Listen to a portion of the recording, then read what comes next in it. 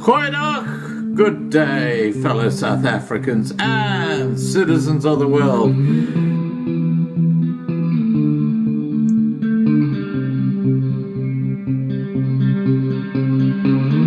I've been looking around for salvation.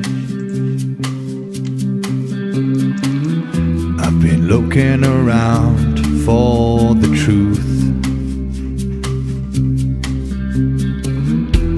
All around me I see frustration, and I looked all over till I found you. I sit and listen to your stories, and you're telling me, please don't worry. A lot in this world you should know, and love in life is where you should go. If you're looking for somewhere to go,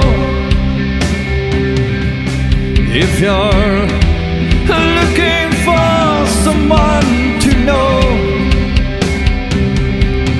if you're looking for someone to guide you, then love in life will guide you. I know that life outside is so hard. Goeienaand, good evening, fellow South Africans and citizens of the world, and welcome to tonight's live stream. The new South African media laws to stop YouTubers in South Africa from posting videos, or they will get heavy fines, is clearly the ANC government trying to shut down free speech in the country. The role the Loving Life channel will play after this happens will take on increasing significance, and will always be there for you guys. You are part of the Loving Life family, after all. In other news, my guest scheduled for Sunday night, Angelo Greasy, has been... Excuse me, guys.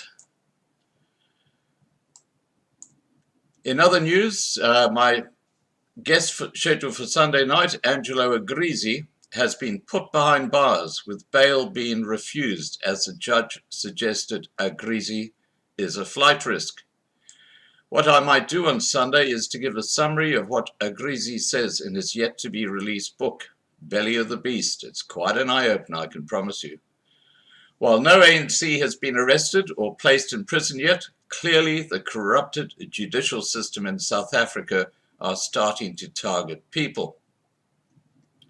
Here is a report earlier today about Greasy's arrest. Let me get that happening. Former Bosasa COO Angelo Greasy's bail application has been denied. Greasy has no assets in his name in South Africa, but he has plenty of money outside the country. State prosecutors have argued that he's a flight risk and will be able to sustain himself outside of South Africa should he leave the country. The NPA's asset forfeiture unit also says Greasy failed to declare the millions of rands in foreign assets. He's accused, of course, of bribing former ANC MP Vincent Smith with home security upgrades in exchange for political protection. ENCA's Aviwe Mtila joins us now. Hi there, Aviwe. Well, it's really been a mammoth bail application.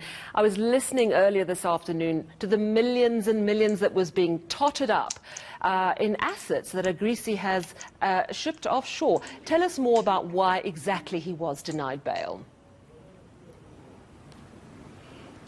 was something of an accounting class, Sally, with all those numbers, assets, Bitcoin money that were being mentioned just inside this Court 7 at the Palm Ridge Magistrate Court. But of course, all of it was done in the interests of justice, I beg your pardon. The magistrate there painting out that bail is granted for the accused to come to court and not to punish. So some of the merits that Magistrate Philip Venter had to weigh out, even commending Gritzi just on his whistle-blowing efforts, saying that more people like him are actually needed. But when it came to the merits, and the big issue was him not disclosing his foreign assets, it seems like he's set up a life abroad. So for him, it looked like it would be quite easy for Angelo Agrizzi just to leave. Another issue was his health, essentially, which we now understand that he lives off oxygen cylinder. As he walked out, even just having a quick word with him, asking him his reaction to the bail hearing, saying that that's what happens when you hook big politicians, his exact words. But okay, there you have it. Angelo Agrizzi is behind bars. Now, tonight I'm talking to Ricardo Maarman, a leader of the Republican Party in South Africa, which has a very interesting stance on the New World Order, something we talk about a lot on this channel. Please remember to subscribe to the Loving Life channel to be kept informed, and feel free to post questions to my guest in the side chat. Let me get Ricardo on.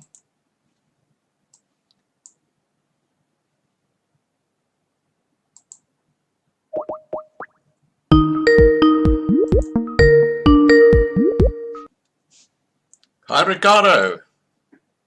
Good morning, Scott. How are you doing? Excellent, thank you. Excellent. Wow, I love your backdrop. Is that curtains? Yes, it is. It is. Oh. I hope you like it. Very nice. Very, very nice. Wow. Okay, now we're going to be talking about a whole lot of things tonight, Ricardo, and obviously about your party called the Republican Party. But what I'm particularly interested in is that you guys have cottoned on to the fact that there is something not quite right going on in the world today. And we have to look no further than the lockdown right around the world, which was like someone said, hey, everybody has got to go in lockdown. It wasn't like the government's decision, it was like someone much higher up. Now,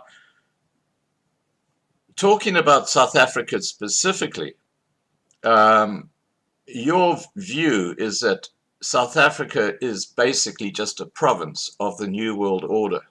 Would you like to speak to that? No, definitely. Scott, firstly, I want to thank you for giving me this opportunity. And I also want to thank Dr. Mans from the National Peace Commission there for his friendship and for introducing us. Look, great as you to have say, you here. Thank you very much. As you say, yes, definitely. I am of the view that South Africa is merely a province of what I call the New World Order, or those people who have the ambition of dominating the entire world and setting up a dictatorship, really. Well, evidence of that is clear. We are doing what everybody else is doing in the world. And if you look at our president, his position is like his position and his disposition is like that of a subordinate. He goes out of his way to try and convince the World Health Organization that he's doing a sterling job. He's no more running to Parliament to try and convince Parliament or to try and convince the South African people. So this seems to be a very strange relationship, and it fits quite squarely into what I am asserting, that we are merely a province of what's going on that is much bigger than Ramaphosa, quite frankly. Right. Well, I just want to pick up on what you were just saying there about the lockdown. The World Health Organization itself has now said that the lockdown was a mistake, and it's saying that, countries should no longer be in lockdown. And then you have the World Bank, which has got absolutely nothing to do with health. It's basically the big money power, has been bribing presidents and prime ministers all over the world with billions of dollars to help them through the coronavirus pandemic. And they actually stated that what the world was facing was a pandemic over a week before the World Health Organization did. Did you know that? They were actually the first ones to say that, the World Bank. And No, I didn't know that, but I'm surprised. I'm Oh, not yeah. surprised, though. They said it on the 5th of February, and it was on the 12th of February that the World Health Organization, for the first time, said, yes, this is a pandemic. I've actually got a video out on that. Now, clearly the World Bank are running the show, and the World Bank is the New World Order. What role does money and banking play in the New World Order? Is it like the top of the tree? It's the central role. I mean, we have a situation in the world today where money is basically being created out of thin air. So many years ago, they removed the idea where money was actually something with intrinsic value. Gold was the favorite one that money's value based on. Now, Nixon got rid of that in 1971. Exactly. Now, the moment they got rid of that, look, even before then, they had quite a bit of power when you control the central banking system. But when you remove gold as a backing from this, and you can basically create money out of thin air, so you are in a position where you can print as much money or create as much money as you like. And then the politicians or the media, anything in this economy that runs on money is owned by you. So if you want to control the entire world, the first place to start would be to have an unlimited money supply to finance you. I mean, I'm in politics now, and money is a big problem in politics, to get publicity, to get influence, etc. And so politicians are dependent on money. The universities are dependent on money. Many organizations are dependent on money. And because the entire world is dependent on money, he who can create money out of thin air can buy the entire world, basically. Absolutely. And I'll tell you how bad it is even here in Australia. And I'm sure it's the same in South Africa. It'd be interesting if one of our subscribers did a bit of research on this. I'll tell you what I've discovered with our 4 big banks in Australia. The top 20 shareholders who actually have to make themselves known by law. And you can go and check this out for yourself. That's Westpac, Commonwealth Bank, ANZ, and National Australia Bank. The top 4 big banks in Australia, they all have the same 20 shareholders in the top, the biggest shareholding, and they're all located on Wall Street, and between them, they own well over 50% of each bank. So basically, our banks here in Australia are owned by Wall Street, which is the New World Order. And what is even more disturbing is that back in the 1990s, early 1990s, foreigners could not own shares in Australian banks. And that law was not just changed here in Australia. I think it was about 1994, 1995, they changed that law. It was changed globally at the same time in all the countries where foreigners couldn't own shares in banks. It was like with this lockdown, where someone magically pulled a lever and everybody went in lockdown. Back in 1994, 1995, all the banks around the world basically said, no, anyone can now buy our shares, and that's where Wall Street stepped in, and they now control the banks right around the world. I'm not sure if you're aware of that. Look, I'm aware of that. I'm aware of the centralized control of money. As I said previously to you, Scott, we have a global lockdown here. There's coordination. Now, you do not find 7 billion people around the world doing the same thing. As I said previously, you don't find all of these politicians who usually disagree on very petty things around the world. All of them are doing the same thing. So that means there is a small group of people who control the money, and they are sitting around a table discussing. And I would even venture to say, and I would even venture to say, on that table of a small group of people, there must be one dominant person. Yeah. And that's the only way you can have many people do one thing. It's leadership. There has to be central leadership. And in a materialistic world that we have today, where everything functions on money, there has to be a centralized control of that money. It has to go to the top. And the strange thing, Scott, is that the people who are controlling the centralized system of controlling finances and creating money, These are the same people who are saying at the same time, hey, we believe in free markets. We are against communism. How can you believe in free markets and you are against communism, but there is an institution in your country or in the world that basically sits down and plans how the global financial system is going to run? The global financial system is centrally planned. Yeah. That's communism. Yeah, exactly. Now, the elephant in the room question to me is, are we already part of a single new world order when you consider what happened in March with the lockdowns just being around the world? And what was that lockdown basically to test how compliant people would be around the world to being pushed into a corner when you consider what the lockdown involved? What are your thoughts on that? Yeah. Look, I don't think, from my political analysis, I don't think that these guys have complete dominance and control over the world. I think they've worked over many years to gain control, as we've just discussed, over the money. They've gained control clearly over much of our universities and scientists, etc. But what the lockdown now shows us, this is now a real push for power. This is now to try and convert that networks and systems that they've been creating over all these years. Now they want to go for the kill. They want to now establish their global dominance publicly. So what I'm basically saying, Scott, in a nutshell, is they have huge amount of influence. They definitely control the financial system, but I don't think they have legitimate power, political power over the world as yet. They're trying to do that now. Right. Now, if we turn back to 2007, 2008, when there was this huge financial crisis and the whole fiat system nearly collapsed, the central bank in the US basically had to bail out the banking system in the US. And that decision was made not by the president, it was made by the bankers, because they literally pulled a gun on him and they said, if you don't do this, your global financial system is just going to collapse.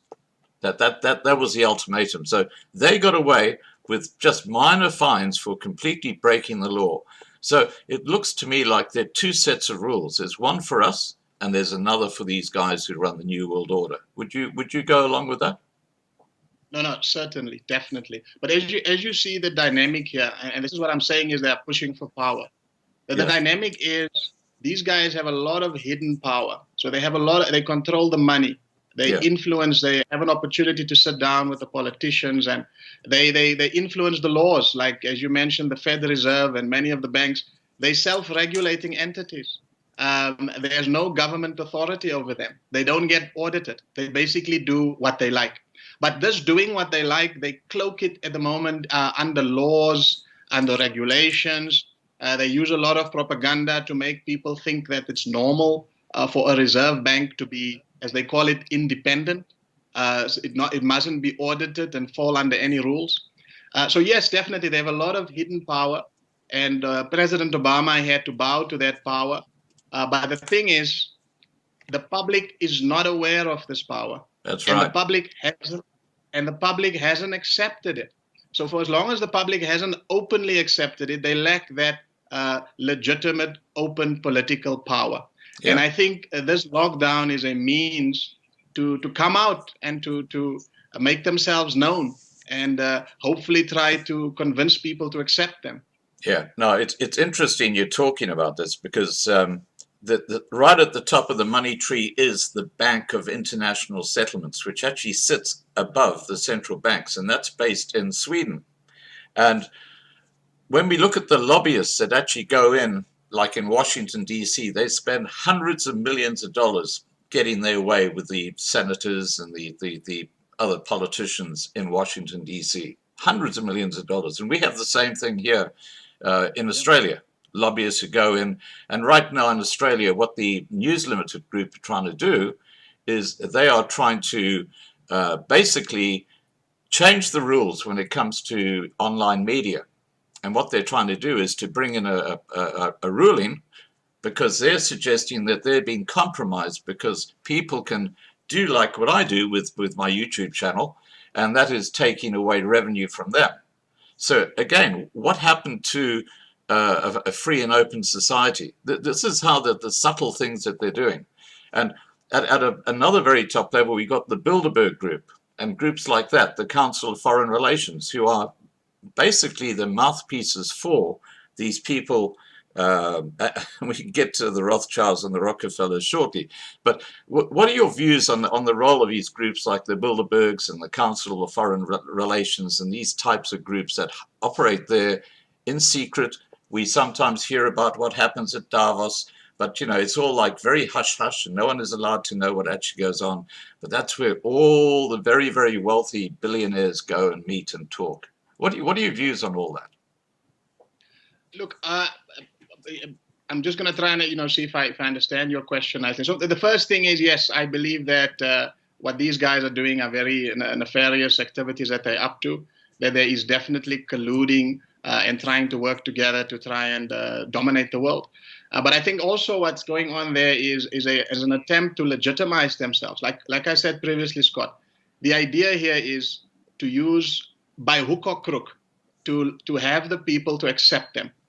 For them to become legitimate. It's like a drug dealer who has been selling drugs all his life and he's got a lot of money now, and now he seeks legitimacy.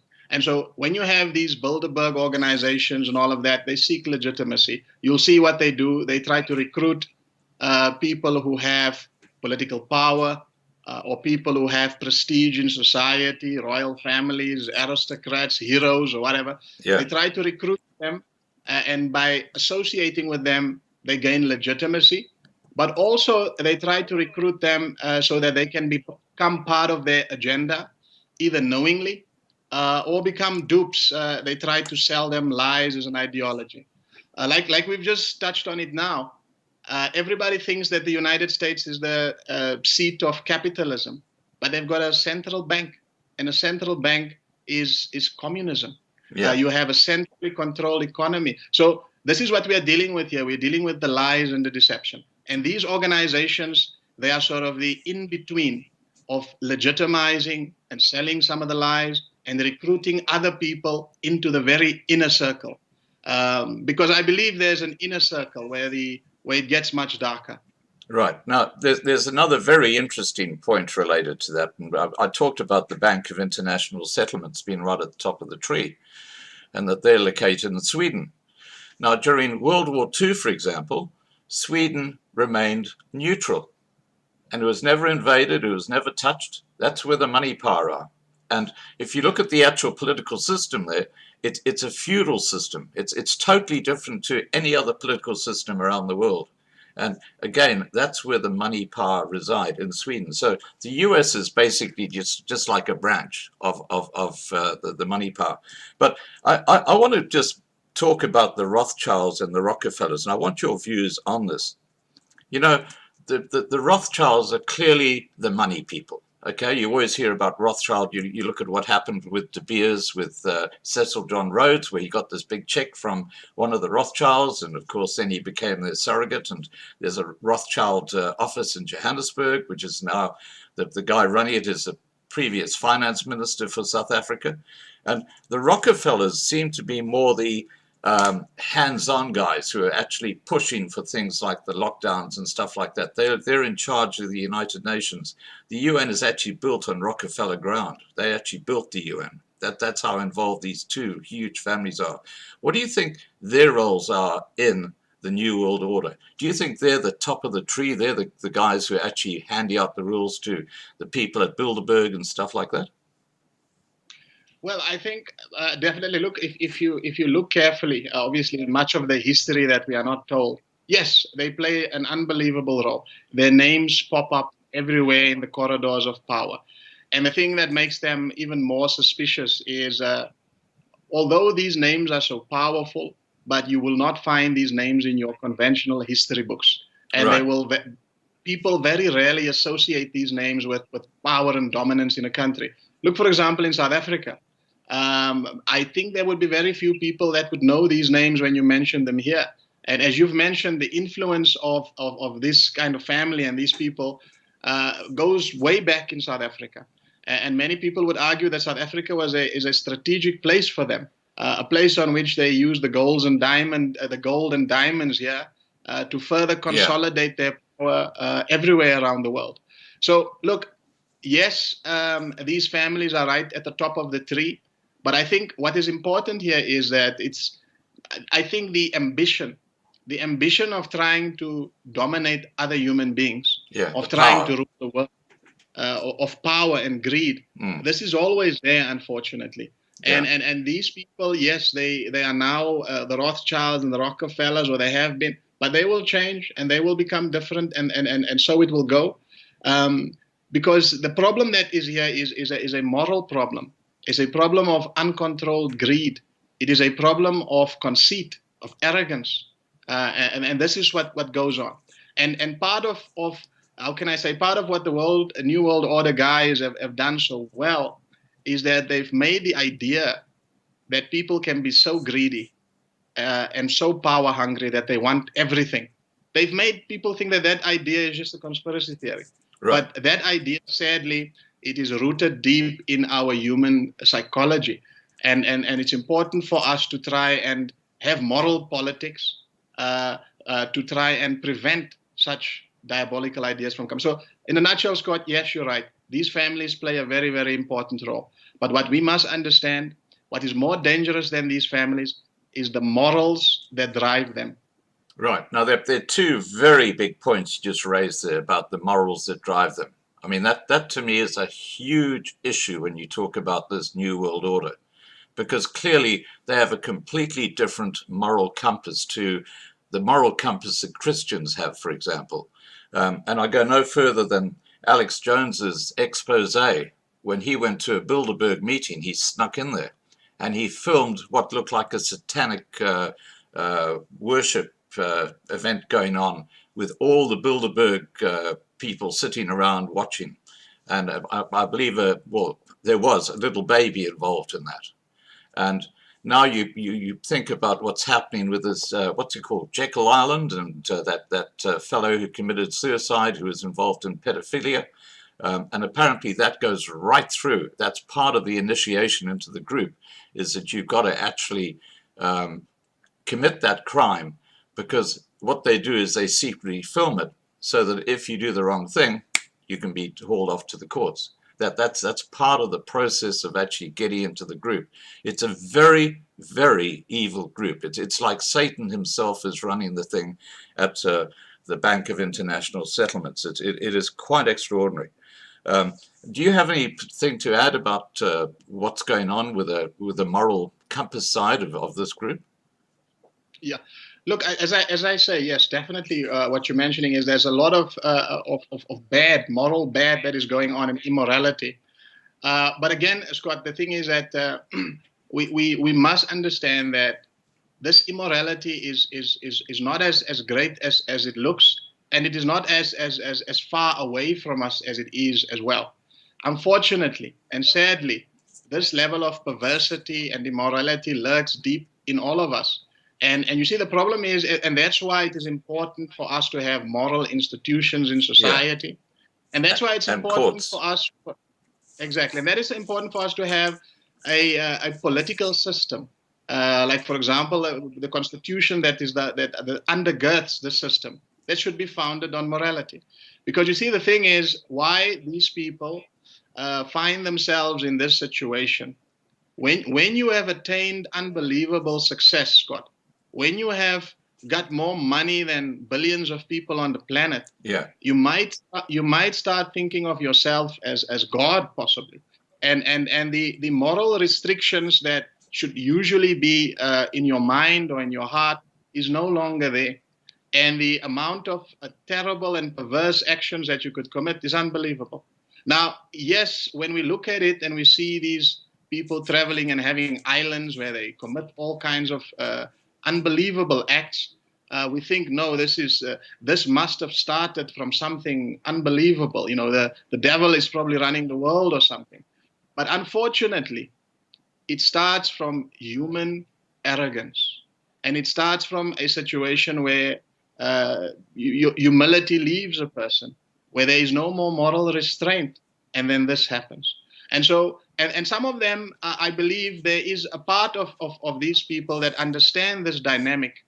And that's why you find a situation that in the middle of the lockdown here in South Africa, the Satanic Church is established. Right. So you have, so they understand the dynamic that that morals play.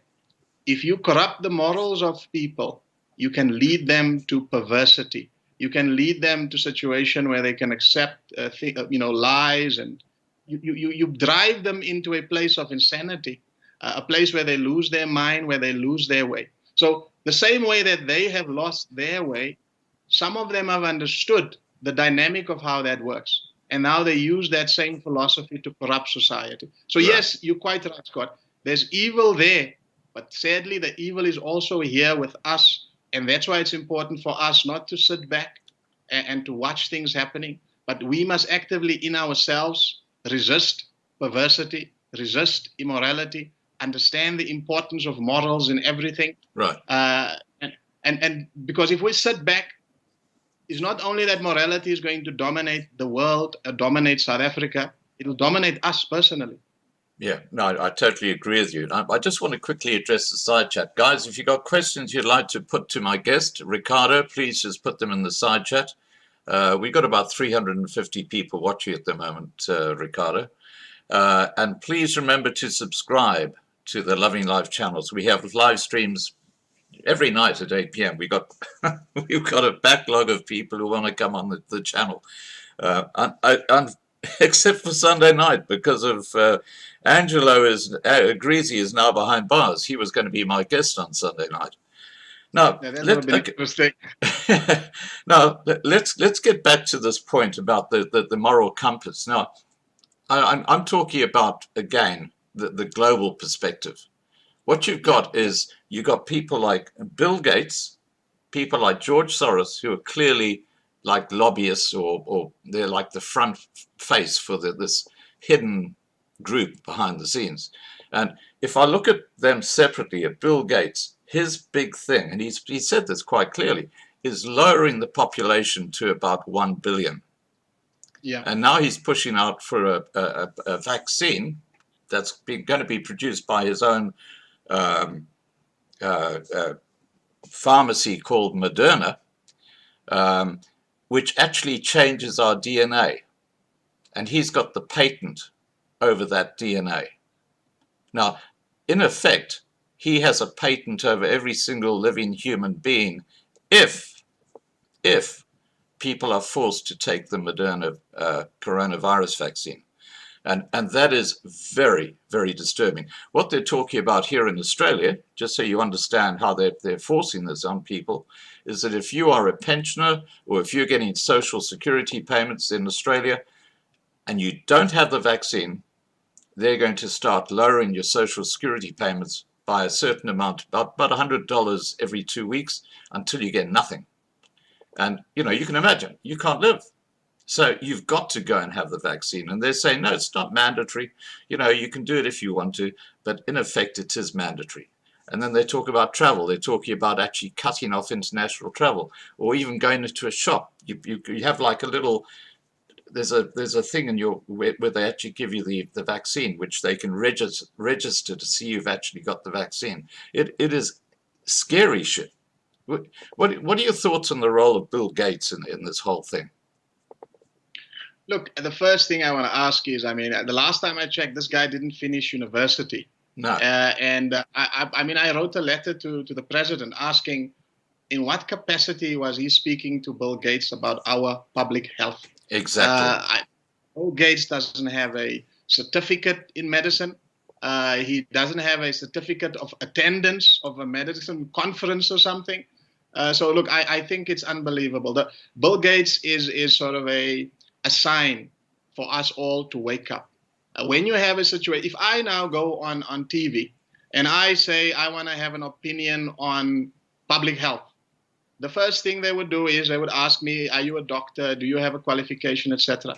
And for the media not to ask Bill Gates that question and to sit there and listen as if they're listening to some medical guru is a big sign to us that we are dealing here with imposters. We are dealing here with deception. That's what we are dealing with. I think this, and look, it's unbelievably arrogant of him. He knows he's acting as an imposter, and he doesn't care because he thinks 7 billion human beings can't do nothing to him. It's unbelievably arrogant. Yeah. Well, I would go one step further and say what is really scary is that he's just a little foot soldier when it comes to finances underneath that big money at the top. You know, they just have unlimited amounts of money available to them. It's absolutely disgusting when you look at what's the starvation that's going on around the world, and they don't ever help at all. Through the World Bank, they might give money, or through the International Monetary Fund, they might give some money, but it's like a pittance. You know, that the whole thing is about control of the population, as you've been saying. And this brings me to the other big fish in the room. And he's a big fish in South Africa, and that's George Soros. He runs the Open Society Foundation, and that is causing devastation in the European Union because he is behind all the illegal immigrants coming into the country, because that way they can actually weaken the countries and make them easier to just take over for the New World Order. And you can see the same thing happening in the UK. The scary part is that George Soros has infiltrated South Africa so much. In fact, I've got several videos on this channel where we talk about George Soros, the Open Society Foundation. One of his surrogates is Ruth Hall, Professor Ruth Hall, from the organization called PLAS, an NGO. All their funding comes from the Open Society Foundation, George Soros. And guess what their key role is to push through the expropriation of land without compensation. That policy has been written by Ruth Hall from PLAS, who are funded by George Soros. They're the ones who are advising the government. What are your thoughts about the legality of this? The legality of the expropriation bill. Right? Well, having someone who's actually from being funded by George Soros putting together the bill for EWC. Look, it's fundamentally corrupt. I think it's fundamentally corrupt, but it speaks to the system in the world today. Like as you say, I mean, there's many pictures and whatever where people show George Soros and together with our president. Yeah. Where it's known that this is what he does. Like we've discussed previously, what Bill Gates is doing is fraudulent. He's being an imposter. What he's doing is a crime. He does not have any right to speak on these medical issues. Now, the same thing is with George Soros. He's openly corrupting societies. Yeah. And for him to be behind this bill, the purpose of it is manifold. You must understand, land is one of the issues in this country that is very divisive. And if you want to dominate South Africa, then that's one of the nerves you can press. And then people lose their minds and they start fighting each other. And then while they do that, they can be dominated. So he is Mr. Corruption. He is Mr. Corrupt Societies. Right. And this is an aggressive action against our country. For a foreigner to sponsor something like that, and to for a ruling government to accept this from a foreigner, this kind of interference in our country, I mean, that is treasonous, to be honest with you. Yeah. And it's unacceptable. And it is not normal. But the problem is we have a situation where our media has turned these people into heroes Fake and saints. news. And that is part of the problem. Yeah. It is part of the problem that they do that. And part of me speaking to you and me doing what I am doing is to try and unfortunately highlight to people certain lies that have been told to them. Yeah. Like some of the lies that we've said, dealt with today. America is a capitalist country with a centrally controlled financial system, communism. You have free trade when pharmaceutical companies can get presidents or whatever to market their vaccines, and you call me that free trade? Or where you just mentioned in Australia, where the government can make it, deduct your social security money. Yeah. That is not free trade. And so there's a lot of lies and deception. A lot of lies and deception and corruption that is going on. Now, unfortunately, what you've just mentioned there, that is the tip of the iceberg. Yeah. South Africa is beset with corruption. Yeah.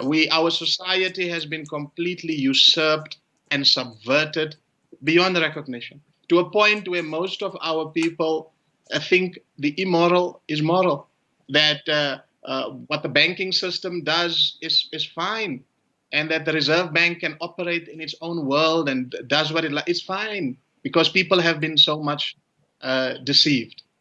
Right. Now, just sticking with George Soros for a second, you might or might not be aware, but Thabo Mbeki was the first president who actually had a huge number of Open Society Foundation senior staff actually working from his offices and actually advising him. That's how far back it goes. Zuma the same, Ramaphosa the same. A lot of the advisors are straight out of George Soros. I mean, they're the ones who are actually taking the country in the direction it's going. Which brings me to this big event, this scary event that's happening in Senegal on the 16th. Now, that's all about expropriation of land without compensation and farm murders, and who's behind the thugs that are actually going out and murdering the farmers, be they black, white, colored, or Indian. You know, it's shocking the way they murder these guys. And then you've got Julius Malema of the EFF, who is stirring up hatred and inciting war. And yet somehow he is bulletproof. They don't do anything about it. And I just see him as a military arm of the ANC, the Economic Freedom Fighters. What are your thoughts about what's going to be happening on the 16th? Because you've got this explosive situation. Look, you must just clarify for me what exactly is happening on the 16th. I know the issue on the Senegal, but the date on the 16th, is there a protest or something? Oh, is there a protest? Okay, let me give you the background. Julius Malema has said, or told his fighters to be there on the 16th and to start arresting white farmers. And, you know, he's basically implied that they're going to take over the situation at Senegal. And, of course, the white farmers, or it's not just the white farmers now, it's a white community largely, but also there's the black community and there's the colored community saying, we're coming into Senegal because we want to make sure these two murderers who are facing the court on the 16th don't walk out with bail. And you can imagine the explosive situation between the EFF and the farmers and the other whites largely coming into the town. And you've got the police there. There's a huge number of police in there as well. This thing is set to explode. And as I say, Julius Malema, he is evil. I mean, I can't put it any other way. He's just an evil little piece of shit. So getting to that explosive situation we're talking about on the 16th, what are your thoughts about what could or how should people best handle this? Yeah. Look, firstly, I want to say, obviously, this is a tragic event, and I want to pass my condolences to the family of the victim that has been killed, so terribly murdered there. Brendan so Horner. That's the first. Brendan Horner, yeah. We have to, sympathize with his family and understand that there's a family that suffered a loss. Look, it's a pity that a politician such as Malema is taking this thing and doing what he's doing.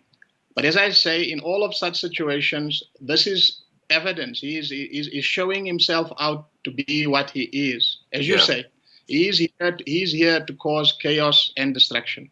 And look, I think this is unfortunately a situation that they are pouncing on, because remember, the president is supposed to deliver a speech tomorrow, I think, where he has to explain his economic recovery, and I don't think that is going to look very nice. And I think this drama that Julius is causing here is possibly a distraction, just like the Clicks affair was a distraction. So. What people should do is this. Those who are following Julius Malema should understand he is leading them astray. How is he leading them astray? He's calling them to civil war in their own country. Now, no leader and no person who loves their country is going to call for violence to be committed inside their country. And no one who loves his followers or supporters is going to invite them to violence. So these are clear signs that his followers and supporters and whatever should see. This is a violent, divisive individual. And the fact that, and for the rest of South Africans that are undecided about this individual, look carefully. This man is acting with impunity. Just imagine if I said that. If I said I'm going to go to some part of the country and arrest people or whatever, I would be in jail. Most of us would be in jail. Yeah. Look at this gentleman that has been arrested, or this. I mean, there's many people in South Africa. Many people have been arrested, for much less than what Julius Malema has been doing over years, has been sentenced to jail for long periods of time. He is getting away with it. He is acting with impunity. He is acting as if he is the government. And sometimes, when something seems like this, where all the evidence point to it, maybe that's exactly what it is. Maybe we should stop listening to what is being said around us and watch carefully people's actions. And to people who want to give resistance to Julius Malema, I say to them, yes, do that, but understand, don't fall for his trap of falling into a race war or violence between South Africans in this country. What is Julius Malema's objective is to create division between the races, because a divided South Africa will be continually dominated by the likes of him and the people he works for. He's an agent. He is here serving these hidden causes that we have been talking about here. So don't fall for him. Don't let him lure you into violence. So do the best you can to stay away from violence. Patriots do not fight in their own countries. It is not wise. It is not good for anyone. Secondly, do not let Julius fool you into hating black people. Do not let Julius fool you into stirring up some of the prejudices of the past. Do not do that. That is exactly what his objective is. Julius Malema does not represent black people, does not speak for black people. Julius Malema is one of the biggest agents for this new world order that we are speaking here. And his job is keep South Africa divided, keep the race war up, and call South Africans to fight and kill each other and destroy their own country. And who benefits? Who benefits from that? And whoever that benefits from that, I'm sure you are aware who benefits. He is working for them. He is not a representative of black people. He is not a leader of people in South Africa. And this is a clear indication. Yeah, I totally agree with you. I think this whole thing is about creating discord in South Africa like they've done. They've screwed Europe up. I mean, Europe is just a basket case. You talk to any French person or you talk to any English person, they're now scared to go to certain parts of their own country because they've been Islamatized, or they've been, there's just, there are no-go zones now in your own country. It is just crazy. And of course, because the mainstream media are so tied up with the New World Order and it doesn't suit the narrative when something goes terribly wrong, like Brendan Horner's murder. There might be a little bit of coverage, but there's no outrage in the media. It's like a very clinical description of what happened. Now, if that had been the other way around, this would have been world news, because sowing discord is what the fake news, the mainstream media are all about today, because they are run by the same people, the New World Order. There are six main bosses who run into the entire world's media today, and they all work together. But just talking, because we're now actually getting into South Africa, who was the real architect of apartheid, in your view? Look, I think you would have to put that at the door of the New World Order again, because let's look carefully here. People say that Verwoerd is the architect of apartheid, but Verwoerd was in charge of South Africa when the British Empire was ruling South Africa. Right. So they could have easily arrested him, banned him, prohibited him. And during that period and during the period where Britain was the colonial master of South Africa, that's where most of these apartheid laws were made. Yeah, exactly. So I think that apartheid was a manipulation. It's just the same. I mean, what Julius Malema is doing here today is what has happened during the apartheid period of time. That there were agents of the New World Order who wanted to sow discord in the country. And what they do is they understand there are prejudices. There are prejudices that people have amongst each other. Many of these prejudices come from the education systems and the media and the cultures, etc., that instill it. And again, these things have been corrupted by these people. So they know they've planted the seeds, and they know that there are certain buttons to press, and they've done it. And so you had a situation where Verwoerd, either willingly, unwillingly, was duped into it or bought into it, became the forerunner. But there is no way that you could say he's an architect or he was in control of it, because he was not even in control of the country. The British were. Right. Now, it's very interesting. You talk about the colonial government before the National Party, and we'll get to the National Party in a second. But if you look back to the 1800s, when they were developing the diamond mine at Kimberley, and they was then later on starting to build or get into the gold fields in Johannesburg, they had a huge amount of African labor that was brought from KwaZulu-Natal by Oxwagon to go and work there. And of course, this practice continued right up to now. But there's obviously a different form of transport. But that's how the apartheid system really started, because they set up these townships where the blacks lived, like in Soweto, for example. And that was the basic foundation of Soweto, of apartheid. And that was set up by basically the money power, because Cecil Rhodes was the face of the New World Order back then. And they basically ruled the roost. You saw what happened in the Second Boer War between 1899 and 1902. They didn't care about people or their rights and their sovereignty. They wanted the gold. And that came from the New World Order. That wasn't something that happened just locally in South Africa. And that's the scary thing, because we're talking about well over 100 years ago, they had that influence back then. Now, just talking about, but we just touched on the National Party. Are the National Party and the ANC basically New World Order puppets?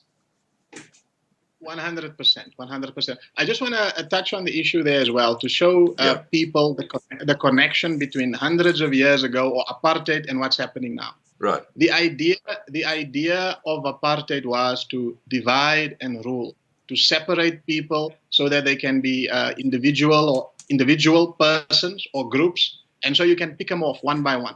If it's easier to defeat your enemy when you first split them up. Now so you have that done with the Roman Empire and whatever that has done that before. The British Empire ruled in that way, divide and rule. Apartheid was basically divide and rule. And now you fast forward with the ANC's Black Economic Empowerment, EE. What is that? Divide and rule. Yeah. And now when you look at the system, the health measures that is being put to keep people safe. The NHI. Social distancing. Ah, right. That's what I'm referring to. So with the social distancing, the essence of social distancing is don't unite, stay apart, and then we can pick you off one by one. So there is, I'm trying to show you that there is a connection between all of the past up until now. So if there is a connection in behavior, that shows to you that there is a similar thinking, a similar motivation, a similar intention, if the behavior is similar. Right. So that's the, and as far as a puppet on a string is concerned from the ANC and the National Party government, definitely. Nobody in this country has ever defeated the British Army. No one has defeated the New World Order and kicked them out of this country. It has never been done. The National Party government received political power on a platter. Nobody gives you power on a platter, especially not after they fought a bitter war against you, the war that you've just mentioned. Right. So definitely, there is no way that the National Party government was an independent government. They were puppets on a string.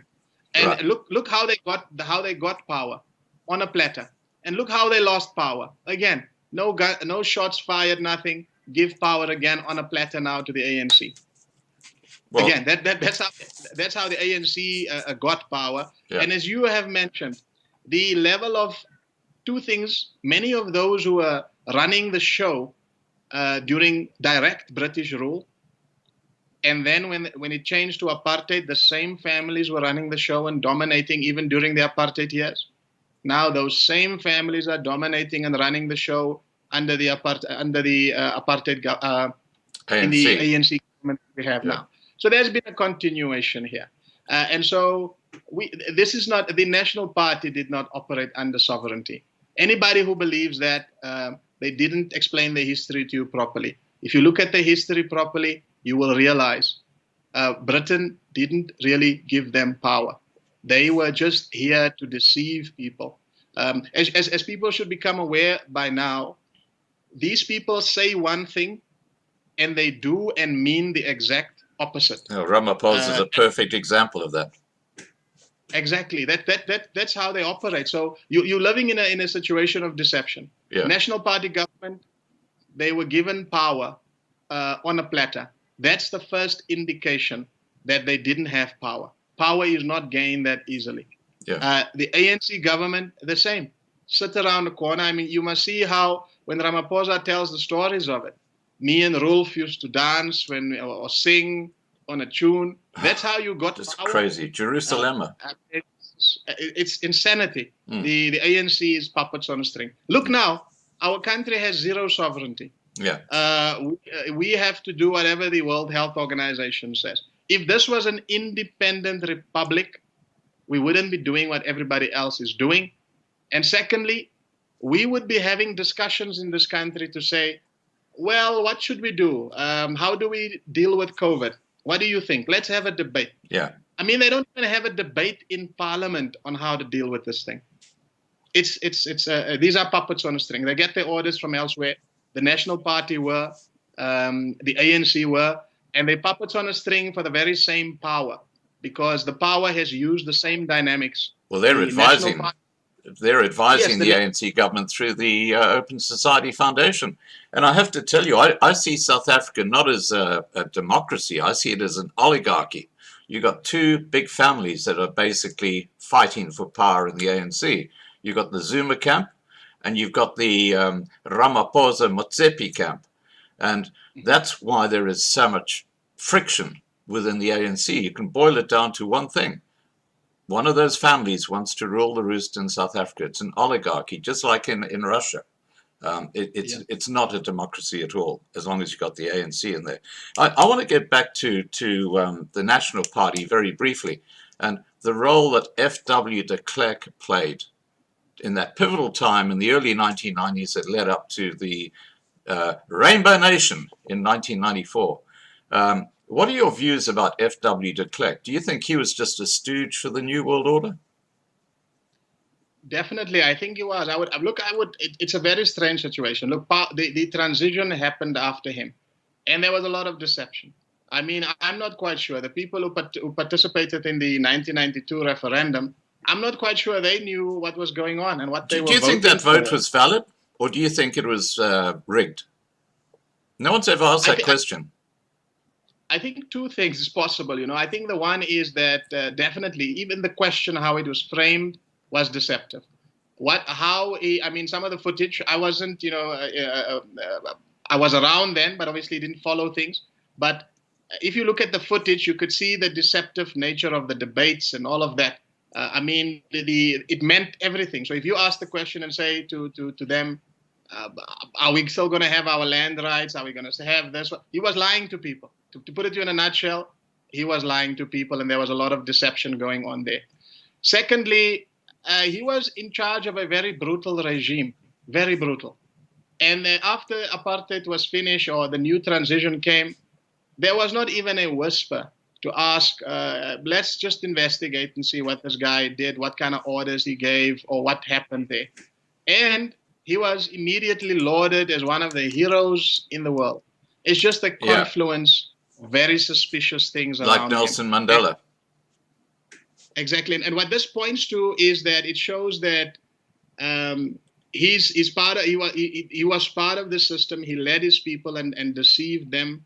And out of that deception, he got a deal that he would be a hero and nobody would look at him and look at what he's done, even though everybody admitted that the apartheid regime was a criminal regime and have committed many atrocities. But it ends there. It ends there. The only people that pays the brunt for apartheid were sadly the very same people who were duped and led into it by de Klerk. We now, when we want to put any blame for apartheid, we have to just generally say it was generally speaking the Afrikaner people. Let's just leave it at that. So if you go to the ANC and you say apartheid was a crime against humanity, yes. Are you going to prosecute some of these biological warfare or whatever activities? No. Are you going to look at the sanctions busting? No. All we're going to do is we're going to just broadly condemn the Afrikaner people. Yeah. So yes, my view on him is not favorable. Well, I have to. It's just something I need to get off my chest. I think that there's a very disturbing situation happening globally, but I find it very interesting because a lot of Boers and Afrikaners believe intrinsically in what Sina van Rensburg has to say. And he talks about this time when a Boer in a brown suit will come out of nowhere. And let's face it, there are so many different organizations and groups who are trying to do different things that there's no unity really when you look at the Boer Afrikaner population. But that population is still largely very, very devoutly Christian. And Sina talks about a time when they will get their land back and they will be living like in a Garden of Eden. Now, if you look at the rest of the world, you know, there's no other place in the world, when you think about it, where there's such a strong, devout Christian community as the Boers and the Afrikaners. Australia, completely cactus. Europe, completely cactus. The Christian values have gone. I don't think the US has certainly got some areas, some states where there's still a strong Christian moral compass, but even that has been undermined by the education system they brought in there and the way they do things in America today. So if you look at South Africa, there's this Boer Afrikaner community which have stuck to their devout ways, and the rest really need to turn back to God and the power of Jesus, because if they do that, then that community could be the only place in the world which is not actually owned by the New World Order, because they wouldn't take instructions from someone who lives in Sweden or something like that. And this is just something that just passed through my head as we were talking. And I also want to just raise a point that for those people we got about 460 people, well over 450 people watching at the moment, but for those people who've been to the City of London, in the UK, there is a square mile of the City of London that is not actually part of the municipality of London. It's actually owned by the money power. And that piece of land is right across the Thames from, funny enough, the Tower of London. It's actually right opposite you can see these big buildings, you know, that one that looks like a big sausage. Those are all owned by the big bankers. That is like one of their financial bases. And people don't realize that the City of London is not part of the municipality of London. They have their own police force. They have their own rules. Everything there is different to the rest of the City of London. And very few people are aware of this because it never gets talked about in the mainstream media. But it's a fact. You can go and check it out on Google. Now, just let's get back to the subject in South Africa. Now, do you believe that the New World Order is busy with ongoing attempts to genocide or create genocide in South Africa? No, definitely. I just want to touch on the issue that you mentioned about. Look, please go ahead. I think you're quite right. One of the very commendable characteristics of the Afrikaner community is their moral compass and their religious understanding. And you're quite right. That is the only guard, or that is the only way to really resist the New World Order fundamentally. Because as I say, this is a moral battle. Yeah. And the first way in which they defeat you is to corrupt your morals. Exactly. And once your morals are corrupted, you're done. You won't be able to see their deception. It is the morals and the clarity of morals that allow you to see the deception. If your morals are not clear, you won't be able to do that. The other is that, and I'm happy, you see the Afrikaner community is very religious, but so is the entire South Africa. This is one of the reasons why I'm so optimistic about South Africa. Right. Because entire South African population are similar in that regard. Very conservative, very religious community. And that goes right across the board, from blacks to coloureds to, well, Indians are largely in a different religion.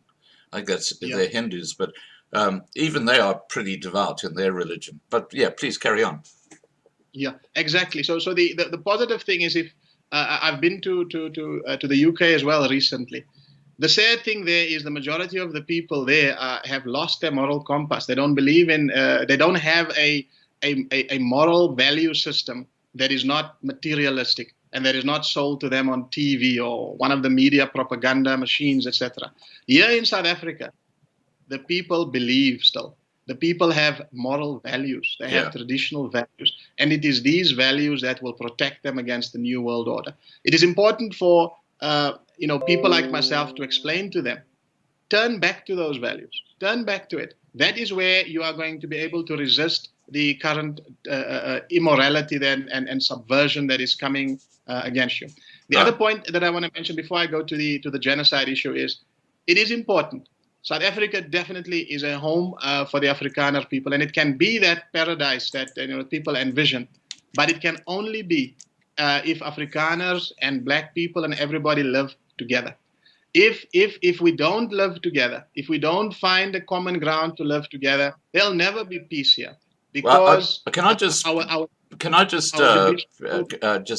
make a point there? And it's funny. One of the misconceptions that people have is that there is this racial divide between whites and Africans, and there isn't, or with coloureds. And I think the best example of that is the farmer, the white farmer in the Free State. Let's use Free State, for example, where his workers, who are black, are treated like family. And many of those black workers have actually been working for that farmer for generations, and they feel like family. Yes, they might live in huts, and the farmer might have a farmhouse, but the actual relationship is one of kinsmanship. They're like a little community.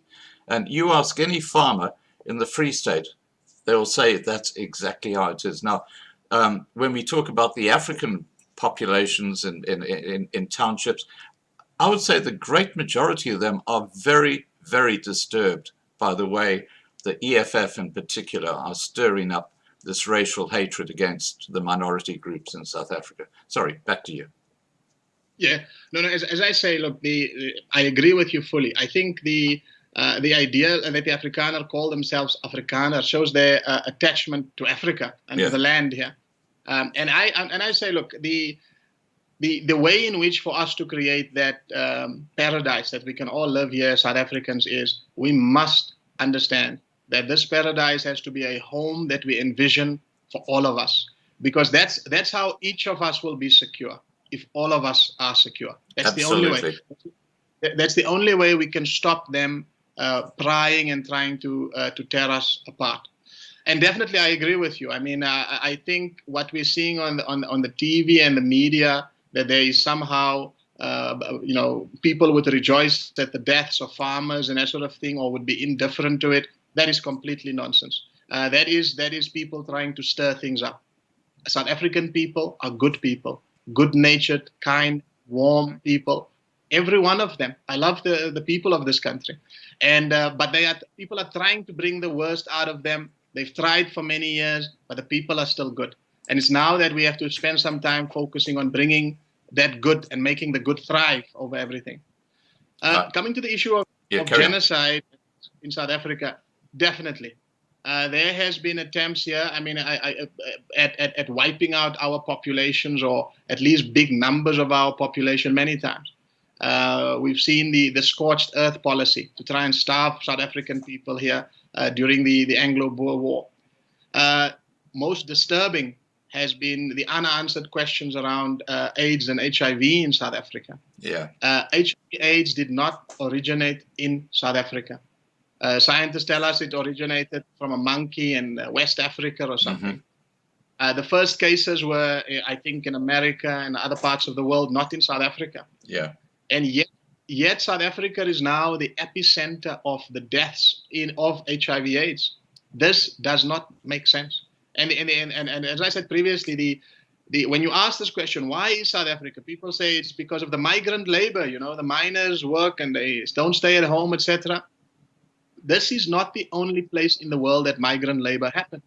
Right. And then obviously people turn to their prejudices and they say that it's the promiscuity of African people. I'm sorry, that is just nonsense. Those are not clear answers. So if we cannot, for so many years, we cannot have clear answers about HIV/AIDS, then my mind says that we have to potentially look at the possibility that there's biological warfare that has been perpetrated against our people, that there has been an attempt at genocide in South Africa. Right. And then if you fast forward from that and you realize, that I think the apartheid government has admitted, or there were parts of the government has admitted they had biological warfare programs. I think Project Coast or something like that. And Wouter Passon was prosecuted, but a very lame prosecution. There was not many questions answered there. And it was just swept under the carpet. And now we have a shocking development in South Africa. I think since 1997 or so, their genetically modified foods have been sold as staple food in South Africa. The maize meal, etc., genetically modified. You would struggle to find a staple food in South Africa that is not genetically modified, legally sold in this country. We have had an increase in cancers. We have had people that I personally know of. I could, besides looking at statistics, but you could just have a feel in your vicinity, an increase in number of cancer deaths, an increase in the number of allergies. I mean, when I grew up, I didn't know what allergies was. I hardly knew people who had allergies. Now, children have peanut butter allergies that are unbelievable. A drop of peanut butter and they could pass away. Yeah. We have an increase in autism. So, and now the big whammy is you have a situation where we have these mandatory vaccines that has been given to our people without explaining what can be some of the negative effects, what does these things contain, etc. And now our president is saying that the only way our lives will turn back to normal is if we South Africans get access to a vaccine that is being rushed. It is not going through the normal processes of testing and all of that. And you are encouraging millions of people to take it. It's extremely dangerous. What if something goes wrong? We could kill, maim, injure many people. So definitely, I think there has been either willfully or foolishly, unwittingly, attempts to injure, kill many large parts or even all of our population. Right. No, I totally agree with you. Now, I'm of the view that the New World Order controls the entire political system of South Africa. Do you agree with that thought? 100%. I mean, I would answer that just simply by saying, how many of our political parties in Parliament has objected to the idea that South Africa's sovereignty will be set aside in favor of following faithfully the directives of the World Health Organization? How many political parties have disagreed with what is going on here fundamentally? No one.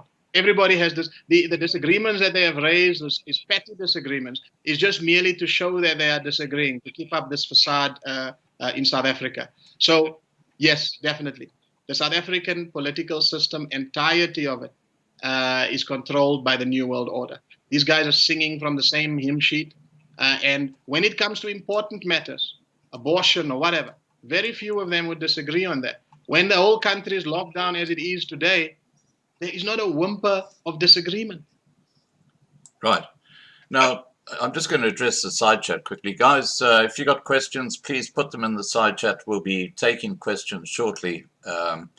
So just make sure you put loving life, because it needs to stand out. There's so many messages going through the side chat at the moment.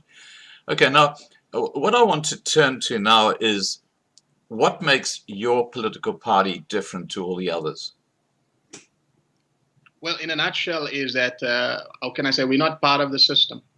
We're not part of the system. I'm sure by now, if you heard all the things that I've been saying here, you've never heard them before. You've never heard another political party in South Not from a Africa address politician, no. and say this. So that's what I'm showing. That's the difference between us and them. They playing their role in the system. I'll give some of them the benefit of the doubt that maybe they are doing it because of, they've been duped into it or fooled into it, but they playing their role for the system. They are repeating the lies of the system. They are operating within the framework of the system.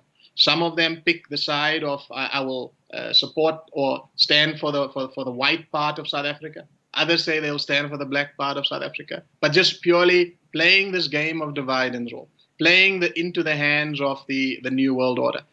What do? Our job here is to speak the truth and to highlight the true political issue in South Africa. And the problem is South Africa is not a republic. That's why our party is named the Republican Party. Although the name Republic is in the name of South Africa, Republic of South Africa, but it is not. And there is not one political party in this country that is standing for republicanism and for the republican nature of South Africa. You have the Democrats. They're standing here. I mean, that's just another version of communism, really, where you have a situation where the majority can be duped or whatever the majority say. If 51% of the people say something, that's it. They can force the other 49% into it. That's the kind of parties we have. And then you have the others who are openly communist, like the ones that is ruling the country at the moment, and the others who are playing the role of dividing the country. So there is no party in the Republic of South Africa that for 26 years even thought of calling themselves Republican Party. So that's the difference. We are here to try and actually free this country from the grips of the New World Order that is playing tricks on us here. That you see, what the New World Order have done is they have come to South Africa and they have lied to us. They say you live in a republic, and they thought we would buy that lie. Well, we're now going to turn that lie into a reality. We demand our republic. Right. And that's what we are for. Right. Now, when did you establish the Republican Party? We established the Republican Party about, say, 6 months or so ago. We had a discussion with various small political parties in the country that come together. We're about 14 of us, but we are growing on a daily basis. And the idea was, look, the system is rotten. The same view that I'm expressing to you here, that we don't really have a political system in South Africa. We have what we call political line managers. Their job is to just manage the country. So small political parties have decided, look, let's get together. If we want to unite the country, we first have to unite ourselves. And we must not form part or try to be part of the system of selling out and deception, and stand on our own. So that's what we've decided to do. Right. Okay, now I've got a question here from Blue who says, what are the guarantees of his claims? Guarantees of his claims? I don't understand. Oh, well, I guess that you're not going to go and bow kowtow to the New World Order. Because what we are calling for is we're calling for fundamental reforms in the country. So we're saying go back to the Constitution. So the first thing that we have to do is, I cannot give you guarantee that personally I can, that I will, for as long as I live, try my best to be moral and upright, etc. But that is not the guarantee that you should have. We should change the rules of the political game in this country to ensure that anyone who has power is controlled. Let me give you an example. If you have in your yard or in a place an elephant, and then you have a mouse, who do you think you should try to control more? Who's got the capacity to create more damage? The elephant, of course. The elephant in the room. Now, the same situation is, you have in our constitution, in our country, in our legal system, innumerable amount of rules and regulations for the individual to try and control the life of the individual. But you have basically a blank check for the government. the government can cause more harm and danger than an individual. And that's what we stand for. Let's go change the constitution. Let us make sure there are more protection for individual rights, and that we can ensure that government is better controlled, because the government is the one that can cause the greatest amount of harm. And once we do that, then South Africa will be in a better position. So what we are saying is, don't just put us in power now and replace us with the ANC because we are morally better than them. No, that's not enough.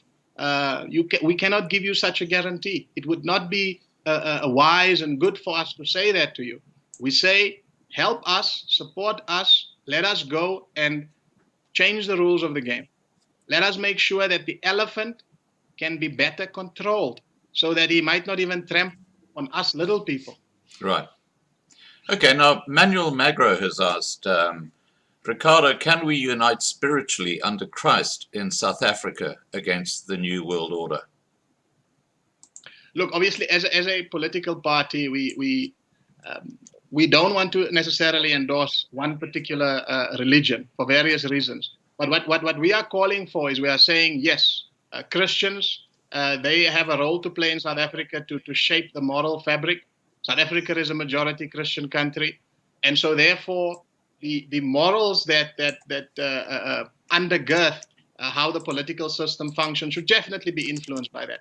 But there are other moral systems as well. There's people who rely on their traditional values, on traditional moral values and systems, and there are other religions as well.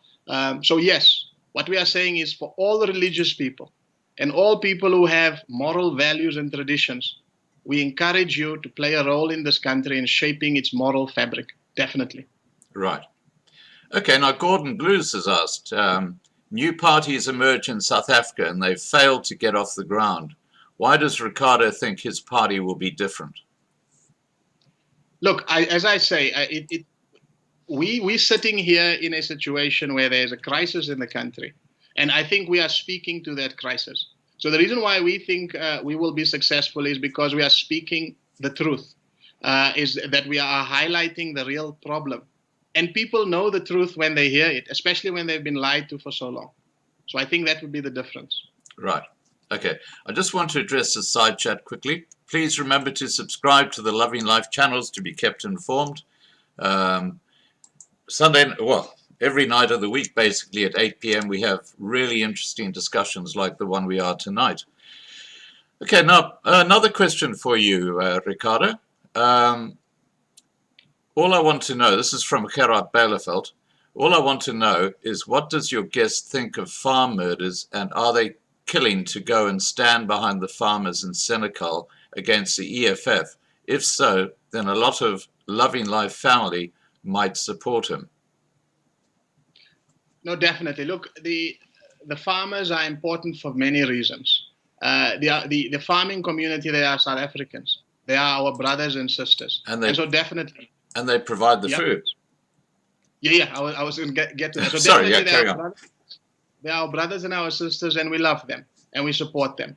And they are necessary for this country. They are here. This is their home. And they don't have to go anywhere. And secondly, they provide food for the country. As you say, our food security is at stake here. So definitely, 100%. We are behind them, and we condemn what is happening.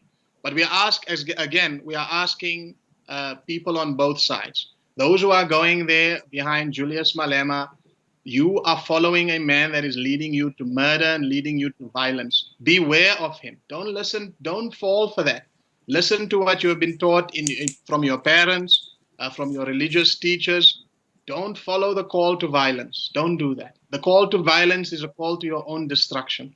And we're saying to our farming community and those who support them, please be patient. Do not fall into the temptation of violence. Do not do that. Do not fall into the temptation of us versus them.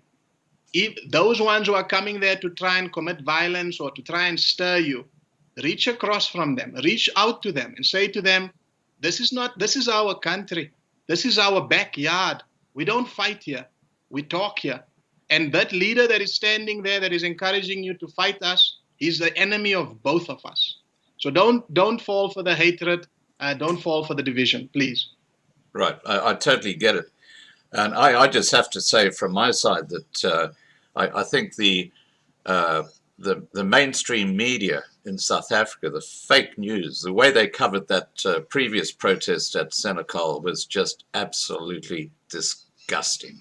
You know, they basically portrayed the farmers as criminals and terrorists, and I want to just say, yeah. Go ahead. yeah, and I just want to say to that, Scott, as you say, it is the fake media, and I agree with 100% to you.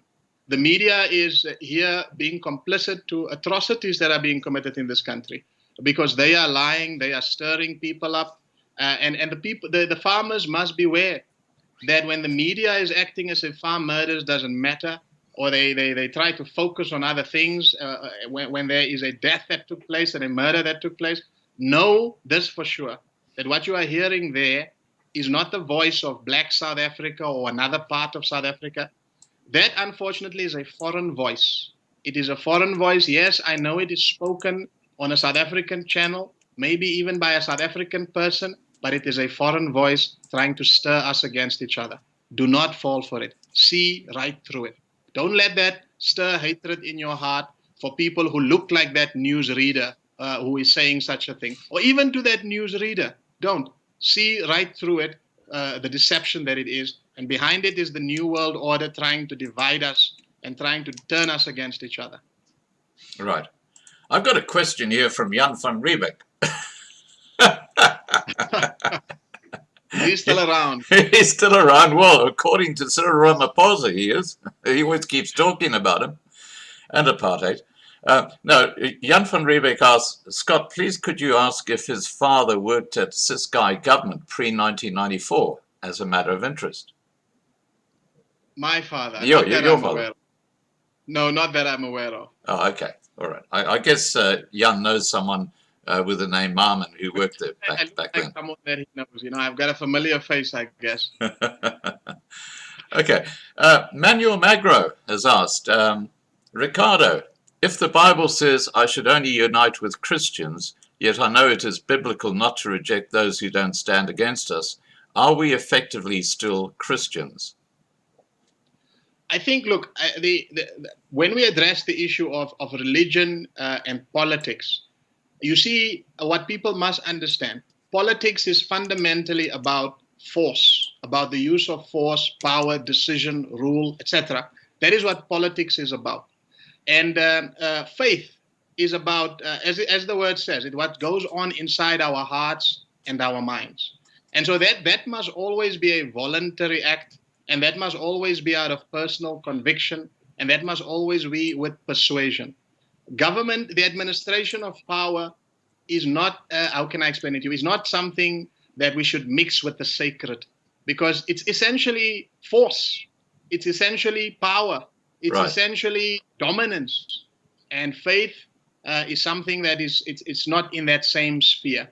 Faith should be nurtured through through your own personal journey in life and your own conviction.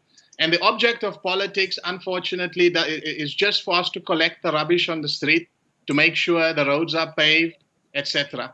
But the object of faith is for us to reach to something higher, to improve ourselves. And for those of us like myself who believe, is for us to aspire to the world that comes after this one. So I think there is a place to unite with those who have a different faith and work with them politically, because the two are, how can I say, the journey of faith and the journey of politics do not have to collide, because your faith is something that has to be derived at voluntarily, freely. And politics, sadly and unfortunately, in whatever way we want to put it, it has an element of coercion to it. And coercion is always dangerous to faith. Right. Now, John Smith says, does Ricardo have a brown suit? And MM says, this man has my vote. Thank you very much. No, I don't have a brown suit. Okay. Wolfie asked, what do you think of Neil de Beer? Do you know who Neil de Beer is? Briefly, the gentleman who is, I think he broke from the ANC. And yeah, that's right. Yeah, yeah. I had it on my Well, live look, stream about a week ago. yeah. Look, I've just, as I said, I've just heard of him. I know very briefly. So I have very little to say, unfortunately. I don't know much about him. Right. Okay. Blue has asked, is the judiciary ANC led? Well, I think that's obvious. Yeah, definitely. Look, our judiciary is appointed by the ANC. So Yeah. obviously in future, if it might be appointed by a different political party, but the way the judiciary is appointed is wrong, and it essentially makes them servants of whoever is the political power. The judiciary should be appointed directly by the public. Yeah. Then they will serve justice. Well, the most ridiculous thing about the judiciary or the selecting of judges in South Africa is that guess who heads up the parliamentary group that actually picks them? Julius Malema. Unbelievable. Unbelievable. I mean, you can't make that shit up, can you? It's just ridiculous. Yeah. Now that just shows you. I mean, I think people should look to the surface. These things, as I say, sometimes I'm a religious person. Yeah. And you should sometimes you should look at the signs. If he is choosing the judges in this country, then seriously, can you expect there to be justice? Right. Now, Jack Boot has asked, please ask Ricardo Maarman if he knows Cheslin Colby. Of course, not personally. I wish I could have known him personally, but definitely. I mean, he's fantastic. Right. And Marlena de Villiers has asked, please ask Ricardo, what does he think of Big Daddy Liberty? Again, look, I don't know much. Some of the things that I've heard from him, yes, I would agree with some of the things that he said in terms of standing for liberty, and some of the things that I've heard him say about the lockdown and taking of people's rights, etc. Definitely, I agree with that. Okay. And for him standing up, I think that is a good thing to do. But as I say, I don't know too much about him. Right. Now, Neville has asked, do you have a web page and email address? Yes, we do. You can go to our website. It's www.republicans.org.za. And we have a YouTube channel as well. You can communicate there with us and have a look at some of the videos that we've posted and give you a little bit more idea on where we stand on policy and that sort of thing. Just talking about YouTube, I will send you the link to this live stream. So if you want to put it up on your web page or put it on Facebook or send it out to your followers, please feel free to do it. Right, okay, we've got I've got a question here from the madman. We've had the lot here tonight, believe me. He says, will the top-down system be changed to the bottom-up canton system? Yes, I agree with. I believe South Africa should have a direct democracy. Obviously, it's very difficult to have an entirely purely direct democracy, but I think there should be provisions in the law for this. At the moment, we have zero direct democracy. So I believe there should be some. There should be certain issues that should be dealt with through referendum. We should say, in terms of how important it is, maybe the death penalty or whatever, certain important issues should be done through a referendum. If things are very, very important, the people should decide directly. The president should be elected directly. The judiciary should be elected directly by the people, etc. So I believe that the people should have more power. There's too much power for politicians. Right. Now, Jan van Riebeck raises a very interesting point. He says the new president should run the country on God's word only. And it's interesting because I don't know if you knew, but Cyril Ramaphosa used to be, as a young man, I'm talking about when he was in his teens, he used to be a youth Christian leader. Can you believe it? And now he goes and he gets his prophecies, or whatever you like to call them, from ancestral spirits and witch doctors. You know, I've seen videos of him actually going to see a witch doctor, and you know, it's just crazy what these guys are doing. Now, I just want to thank you so much, Ricardo, for joining me tonight. I'm going to wrap up in a minute. Hi, Dan. Good to see you here, buddy. Dan's our resident priest on this channel. I'm going to wrap up very shortly. Is there something you would like to say to the viewers who watch this video now or watch the video later, I'll just give you the floor and just tell us what you're thinking. Yeah. Look, I just want to say to people who are watching this is that, look, if you look to what today is happening in South Africa and in the world, seems terrible. And it seems that those that are evil and those that are bad are having the upper hand. But please just look at the past. Just look at history. Evil has always lost.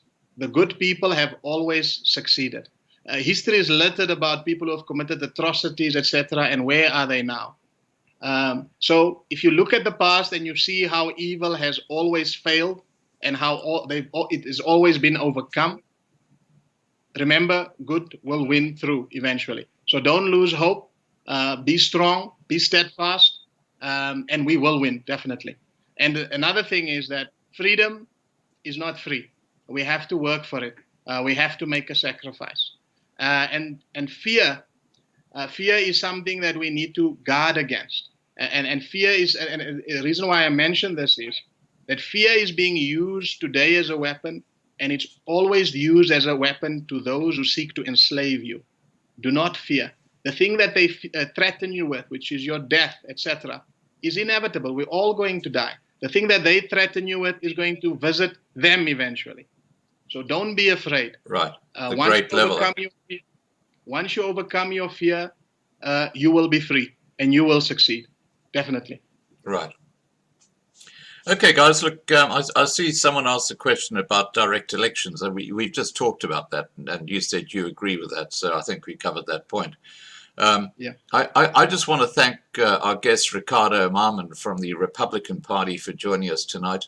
It's been an absolute pleasure. I see we're totally on the same page regarding the New World Order and what's happening behind the scenes, and I think that for anyone who has watched this video, please share it widely with all your friends, because we have covered a lot of information on what's going on behind the scenes around the world. I want to thank the moderators. Thanks, guys, for the fantastic job that you guys do. You know, for everybody who's been watching tonight, please take care. I'm going to wrap up the live stream now, but once again, Ricardo, thank you so much for joining us.